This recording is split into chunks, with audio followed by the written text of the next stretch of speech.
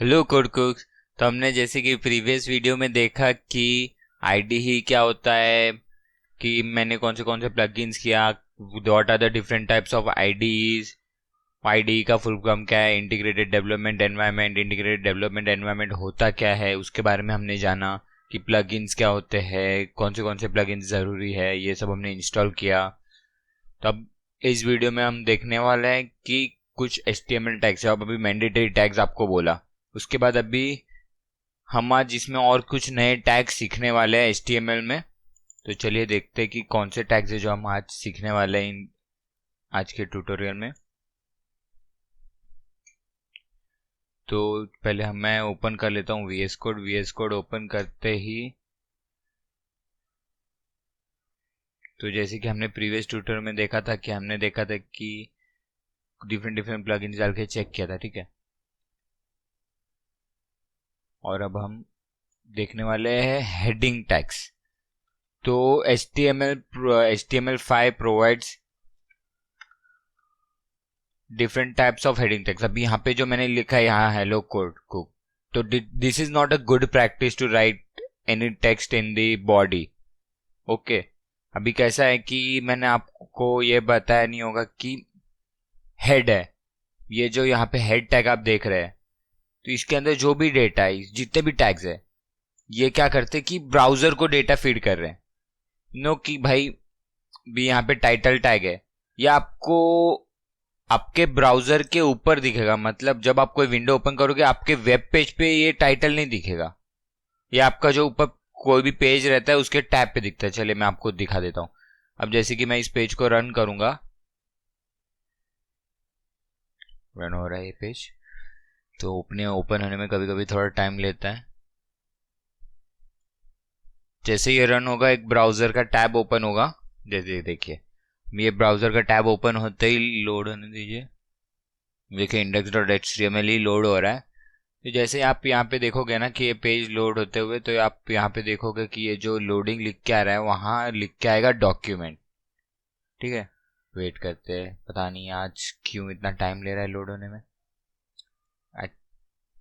Mostly इतना time नहीं लेता।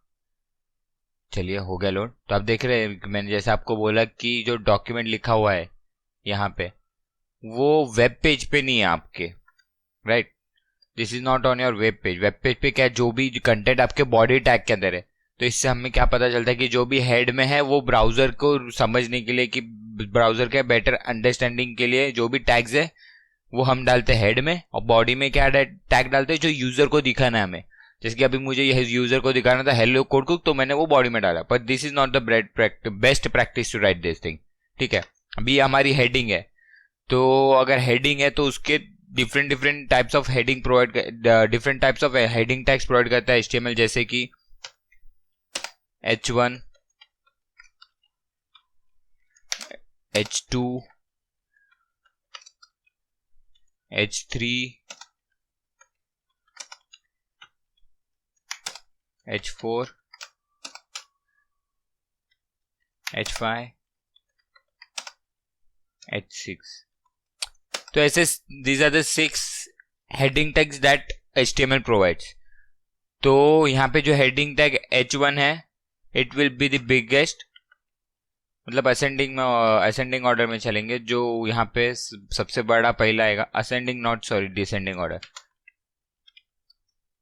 तो अगर मैं यहाँ पे हेलो डाल दूँ आपको दिखाता हूँ, just give me a minute.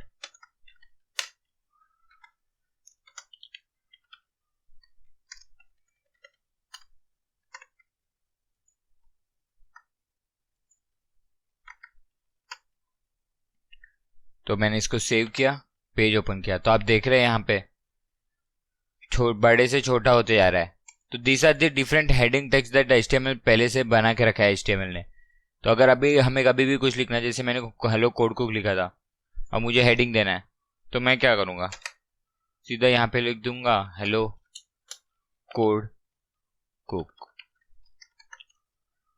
तो आप बोलोगे कि मेरे को हेडिंग टैग देने की जरूरत क्या, उसके बिना भी मैं लिख पा रहा हूँ। पर क्या होगा ना कि कभी इसमें क्या प्रॉब्लम होगा कि आज अभी रीड कर पा रहा है, पर कभी कभी ऐसा एरर आ सकता है कि वो रीड ना करे, तो आपके यूजर को दिखेगा ही नहीं वो डेटा, राइट। तो उससे बेटर है कि यूज बेस्ट प्रैक्टिसेस, जो चीज के लिए बनी है वो चीज यूज करो। जैसे कि H1 tag is for heading, heading तो आपके पेज पे तो हेडिंग रहेगी, तो वो हेडिंग के लिए आपको हमेशा हेडिंग टैग यूज करना है। अगर आपका मेन हेडिंग है तो you have to use H1 tag.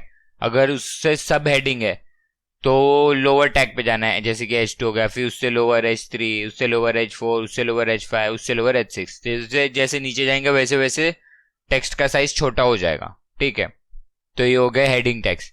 तो आपने ये भी देखा होगा कि कोई भी वेबसाइट पे जाओगे तो एक हेडिंग टैग रहता है, फिर उसके बाद नीचे बहुत सारे डिस्क्रिप्शन लिखा हुआ रहता है, राइट।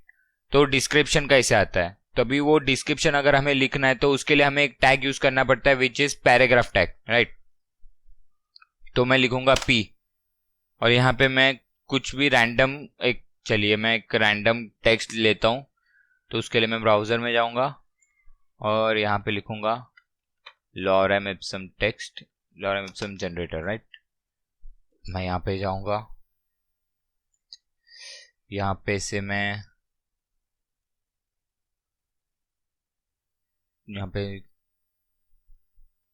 चलिए जनरेट लॉरेम इप्सम, ये लॉरेम इप्सम जनरेट किया। मेरे को एक पैराग्राफ चाहिए, मैं will pick that paragraph, control C, और मैं इधर जाके पैराग्राफ में पेस्ट कर दूंगा, राइट।